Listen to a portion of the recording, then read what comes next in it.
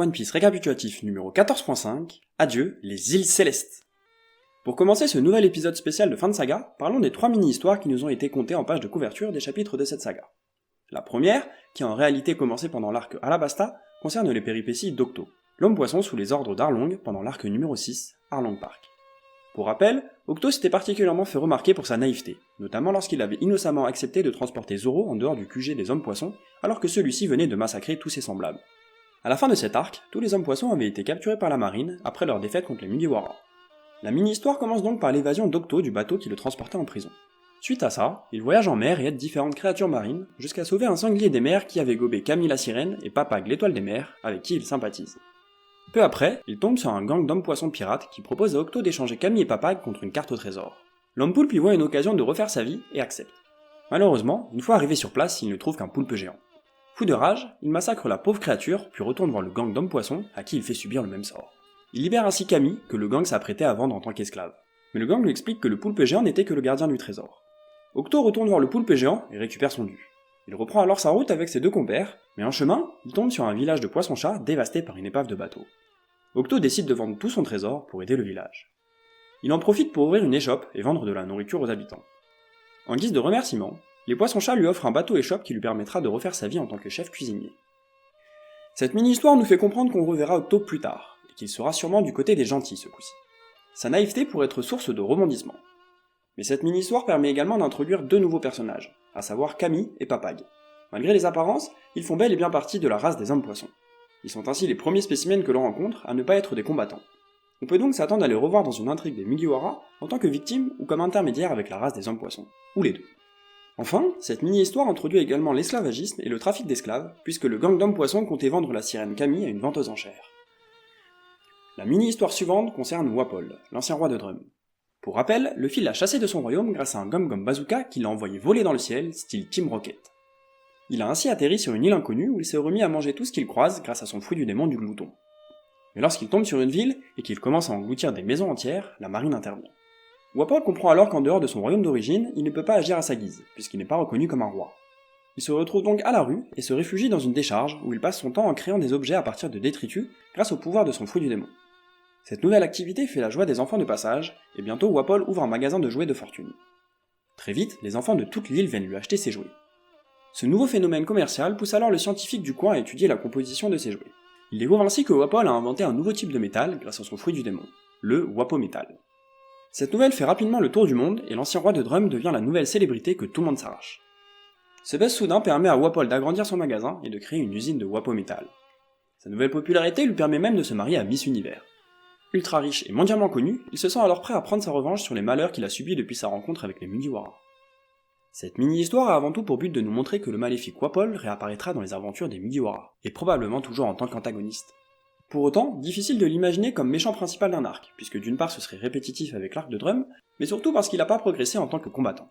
En revanche, sa soudaine richesse et surtout son influence sur le monde entier pourraient lui permettre de perturber l'avènement des Mugiwara sans avoir à les affronter. D'ailleurs, ce succès soudain, il le doit au Wapométal, qu'il génère grâce à son fruit du démon.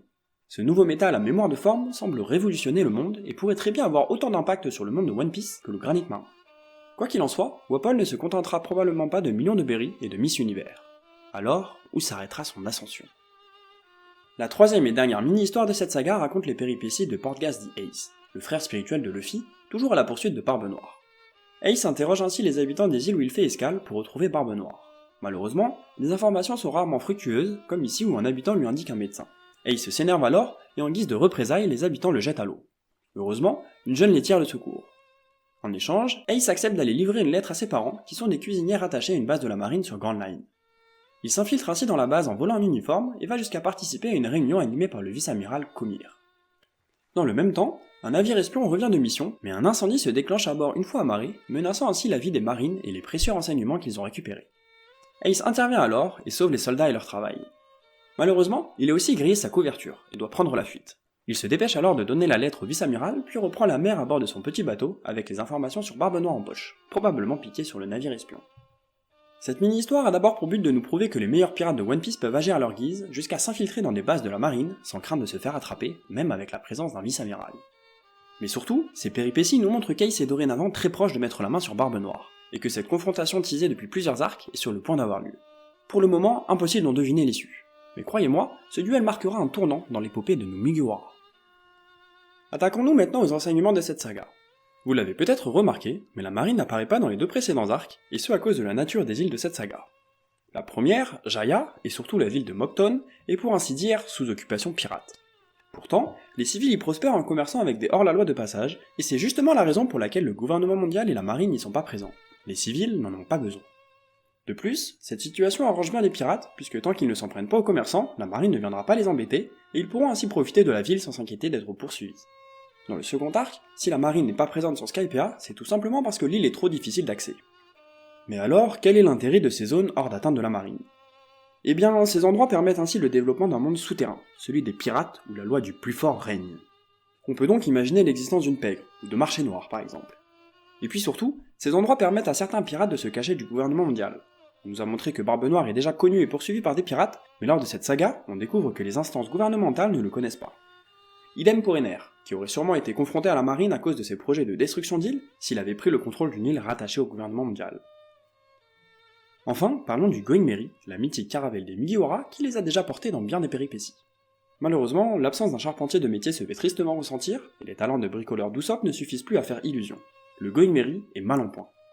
Pour rappel, en plus de toutes les intempéries que le bateau a traversées sur Grand Line, la tête de proue s'est cassée contre la boune en arrivant au Cap des Jumeaux, Luffy a arraché puis planté le mât dans la tête du cétacé, le navire a été propulsé par Dory et Broly à travers le monstre marin gardien de Little Garden, puis a été bombardé par la marine en quittant Alabasta, avant de se retrouver propulsé à 7000 mètres d'altitude par le Knock Upstream. Dernier dégât en date, le mât a carrément été brûlé, puis une nouvelle fois arraché. Pas besoin d'être charpentier pour comprendre que si rien n'est fait, le Going Merry finira par couler avant même que les Mugiwara aient atteint la moitié de Grand Line. Que vont donc faire les Mugiwara ? Recruter un charpentier ? Le faire réparer ? Changer de navire ? Finir leur périple à la nage ?